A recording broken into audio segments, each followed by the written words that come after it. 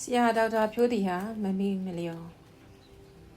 စိတ်ကိုပိုင်းခြားသိမြင်နားလည်နိုင်ဘူးစိတ်ဆိုတာအမတန်လျင်မြန်တဲ့သဘောရှိပါတယ်မွေးကလေးကတည်တဲ့အထိစိတ်တွေဟာတစ်ခုပြီးတစ်ခုအကြအလတ်မရှိမယင်မနာဇာတ်လိုက်ဖြစ်ပေါ်နေတယ်အဲ့ဒါကိုပို့ပြီး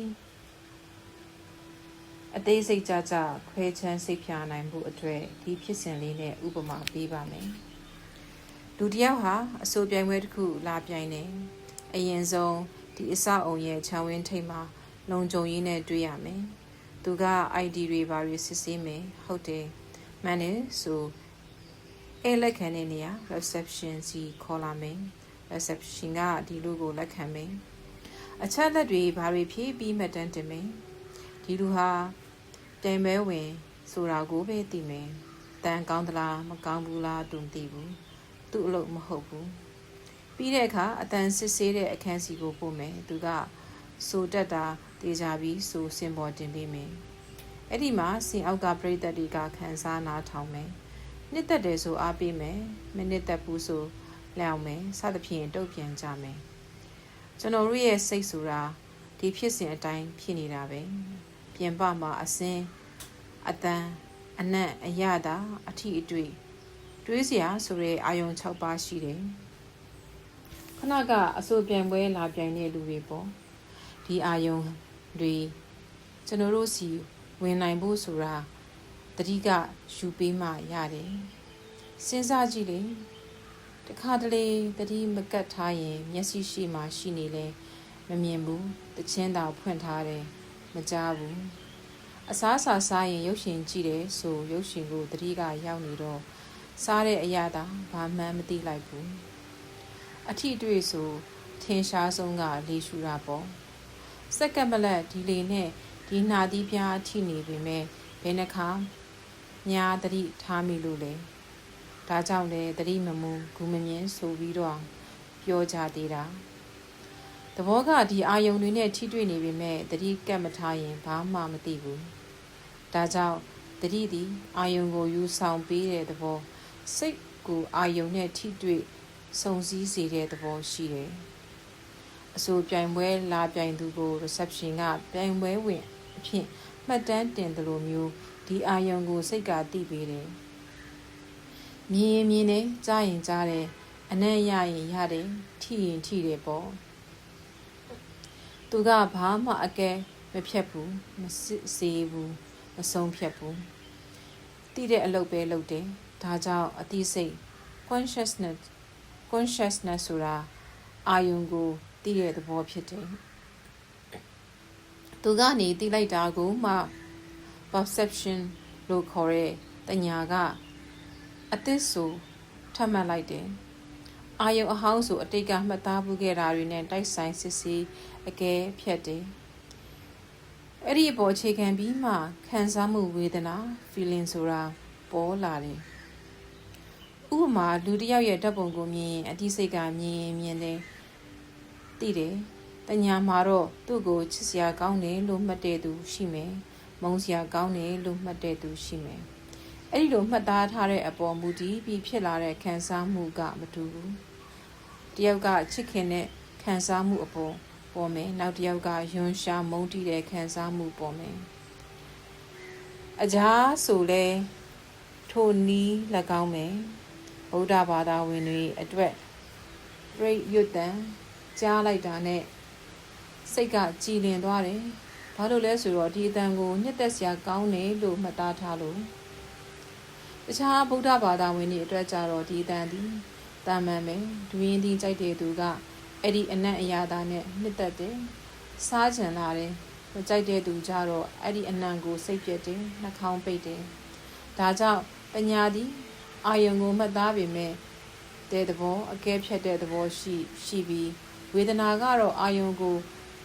ခံစားရတဲ့သဘောရှိတယ်အဲ့ဒီခံစားမှုပေါ်မူတည်ပြီးမှသင်္ခါရဆိုတဲ့တုတ်ပြန်မှုကလိုက်လာတယ်ကိုယ့်ကိုချီးကျူးထားတဲ့ post တစ်ခုဖတ်ရရင်စိတ်ကနှစ်သက်တယ်နှစ်သက်တော့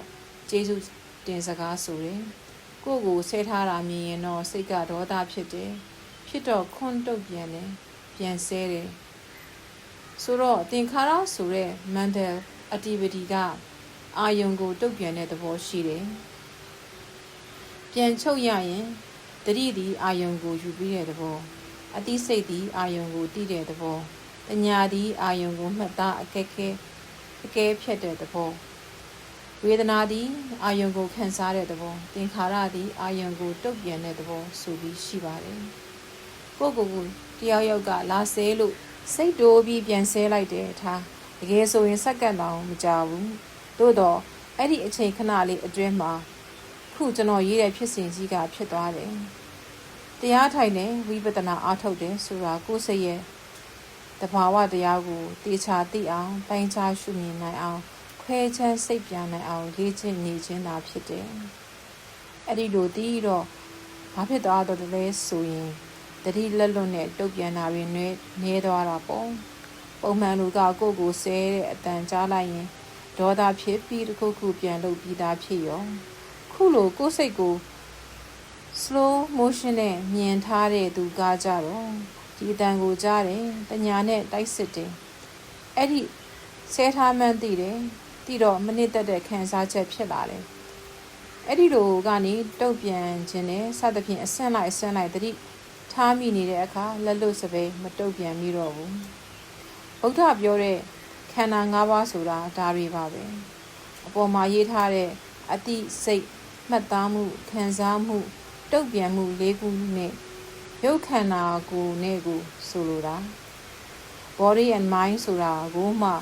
mind ဆိုတဲ့နံတရားကို၄ခုကိုထပ်ခွဲလိုက်တော့ခန္ဓာ၅ပါးဖြစ်သွားတတိကတော့မြင်အောင်သာရေးပေးလိုက်ပေမဲ့သူ့အာယုံကိုယူပေးတဲ့နေရာတွေမဟုတ်ဘူးကျန်တဲ့စိတ်အပိုင်းတွေ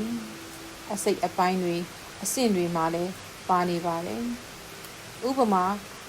စိတ်ကတိနေရင်လည်းတတိလေးကပ်နေလိုက်ကိုမာဒီလိုမှတ်သားထားမှုတွေရှိလို့ဝေဒနာခံစားမှုတွေဖြစ်ပေါ်လာတယ်ဆိုတဲ့အဲ့ဒီကလေးကိုတတိကပ်နေလိုက်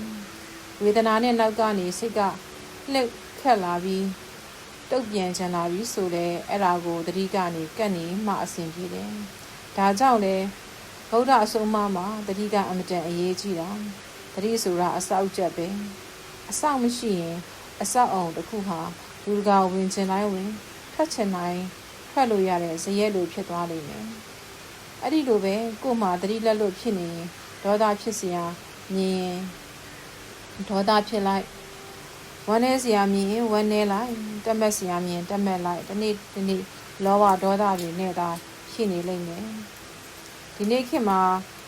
ပြောလာလေ့ကျင့်လာကြတဲ့ mindfulness ဆိုတာအဲ့ဒါပဲကိုယ်မှာဖြစ်သမျှစိတ်တွေကိုတည်နေခြင်းတတိထားမိနေခြင်းကိုဆိုလိုတယ်ဒါမှသာကောင်းတဲ့ခံစားချက်ဝေဒနာနဲ့တွေ့ရင်တတ်မှတ်မှုနည်းသွားမယ်မကောင်းတဲ့အာယုံတွေနဲ့ကြုံဆုံရင်လည်းဒေါသနည်းသွားမယ်ကိုယ့်ရဲ့တုတ်ပြတ်မှုတွေက mindful action တွေဖြစ်လာပါလိမ့်မယ်ဒါကြောင့်တတိကိုလေ့ကျင့်ပါတရားထိုင်ပါပေါ်မှာရေးထားတဲ့ဖြစ်စဉ်လေးကိုပုံဖော်ကြည့်ပြီးကိုယ်စိတ်နဲ့တဘာဝတရားကိုပိုင်းခြားသိနိုင်အောင်လုပ်ပါ